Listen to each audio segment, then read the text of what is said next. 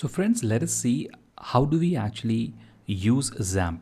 So when you install XAMPP, what you need to do is you need to go and in the search option, or you can say in the search box of Windows, you have to write XAMPP and it will give you the XAMPP control panel. It will open the XAMPP control panel for you.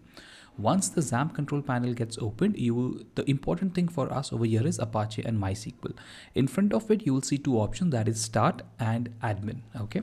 Once you start the server, that is first you start your Apache server, this thing will get converted to a green color, which shows you that it has successfully started the server.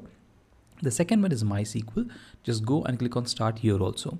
Now in both of the modules, that is Apache and MySQL, you have an admin button which is given in front of it. So you just click on admin and it will open the admin, the localhost admin dashboard for you. Right now this is not required for us because when we actually develop the website, once the coding part is done, then I'll show you how to actually go to your index page of your local website. Now what is actually required for us? We need the MySQL phpMyAdmin page. So when you click on admin, it will take you to a page which says localhost phpMyAdmin. This is the place where you will be actually designing your database and you will be actually generating all your tables. So on the left hand side, you see that I have a lot of database already created before. So I'm actually working on a lot of projects. So all these databases which you see on the left hand side are databases for all those projects.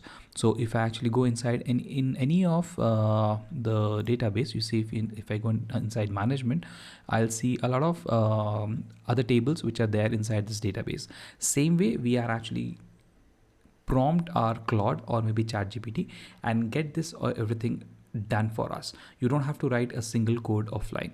So that was XAMPP, and I don't think so anything much is required to be known about XAMPP because we want to keep it very simple for us. If you have any questions, you can actually comment down and let me know. Thank you so much.